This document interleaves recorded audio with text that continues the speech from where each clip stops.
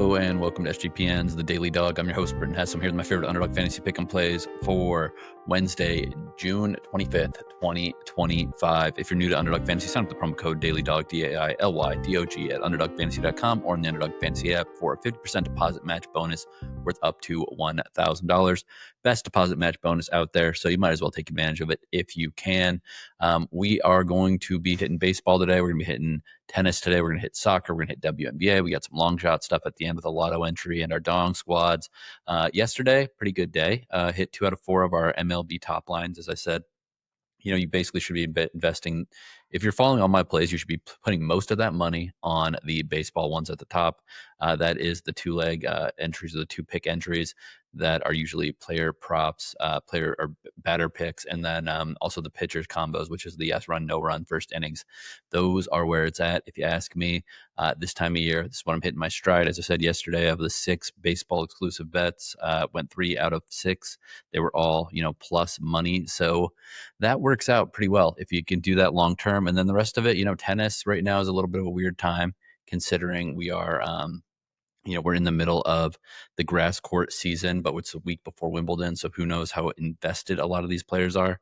And then also, soccer, the Club World Cup has been a little bit wild, some of the results we've seen. But I like my picks today. Also, WNBA. We've been trying to hit WNBA consistently.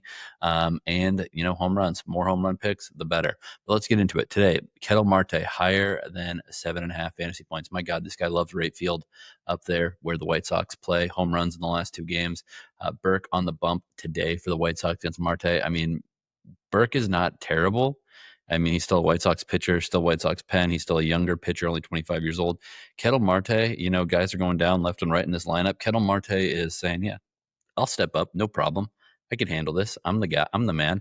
I will make sure that we score runs. I'm going to hit home runs myself. So, you just get him on base, and he's going to get higher than 7.5 fantasy points here. And then I'm also going to pair it with Mike Trout, higher than 1.5 total bases. Trout is one of those guys that I think, he saw a teammate have a huge day yesterday. Christian Moore, my God, has the game-tying homer and then the game-winning home run in extra innings. Pretty spectacular performance by that young player. But I think Trout wants to remind everybody just who they're dealing with when he is at the plate. He's going against Richard Fitz.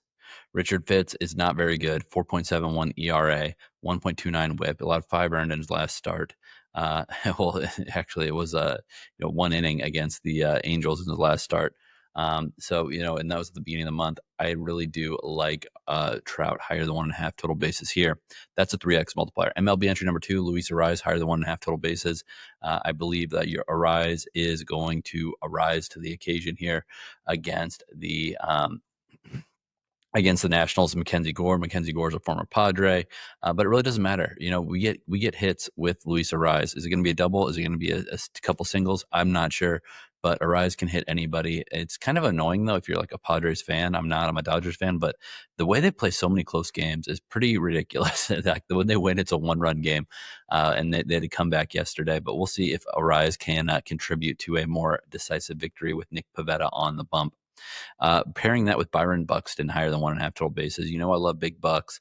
Going into George Kirby. George Kirby, not been great this year. He's had a couple good starts. He got a late start to the year. He didn't get his first start until late last month, actually.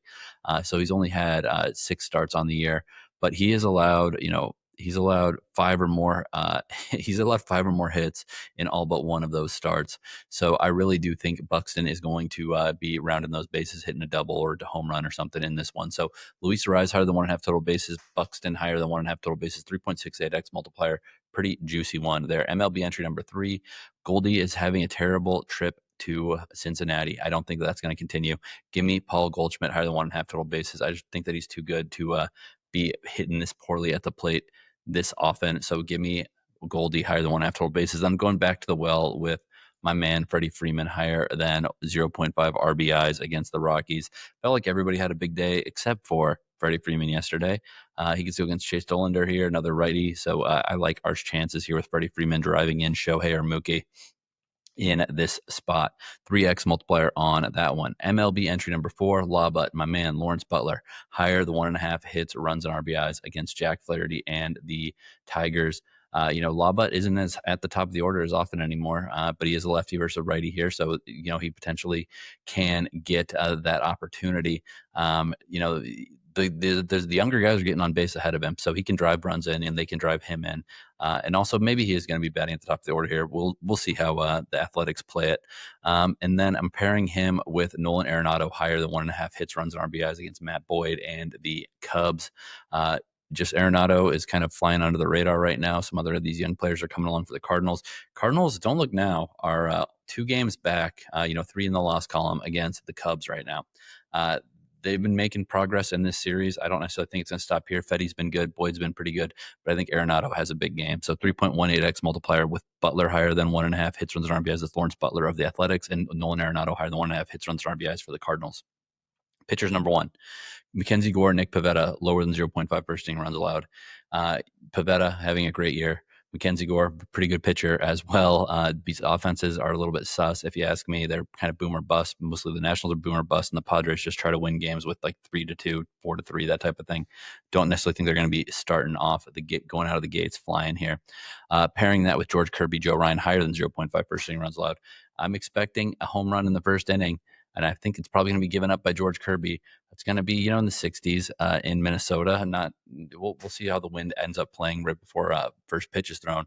But I do think that there's going to be a run here because I think there's a high equity with a pick being, or sorry, a home run being thrown by, a home run pitch being thrown by George Kirby. That is a 3.12x multiplier. Pitchers number 2, Paul Skeens, Jacob Mizorowski,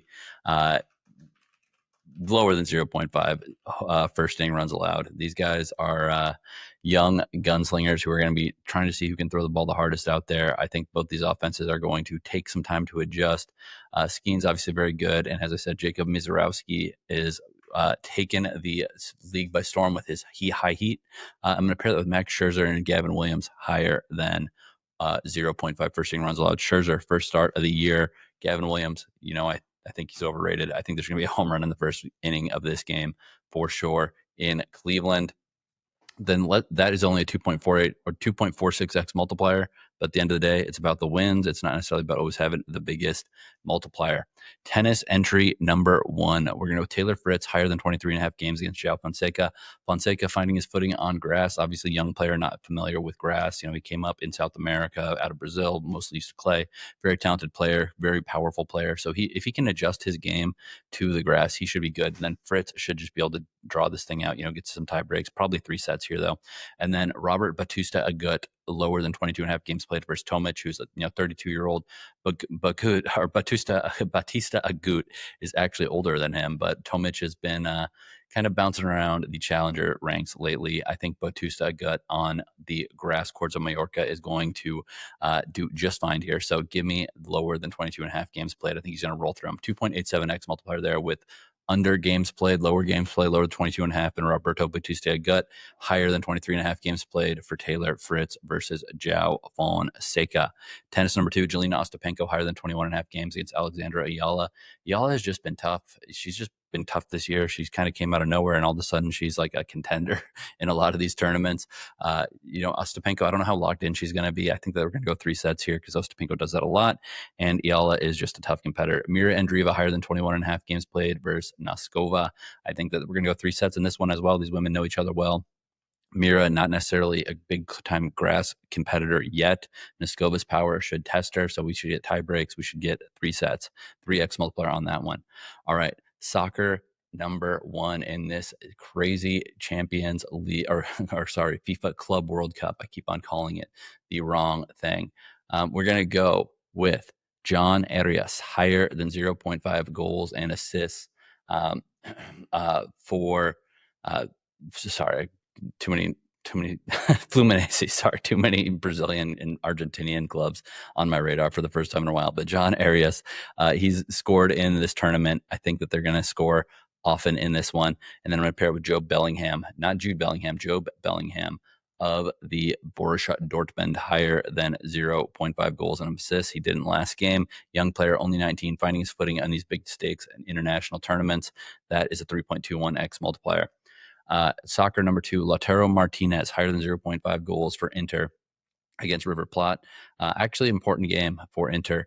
And then also another important game for Monterrey. So I'm going to be taking Shusaki Nishikawa, goalie of Urawa Reds, higher than 1.5 goals allowed. So Lautaro Martinez, higher than 0.5 goals. Shusaku Nishikawa, higher than 1.5 goals allowed. 2.95x multiplier on that one. Let's get into the WNBA. Aja Wilson, higher than 21.5 points against the Sun. I like our chances there.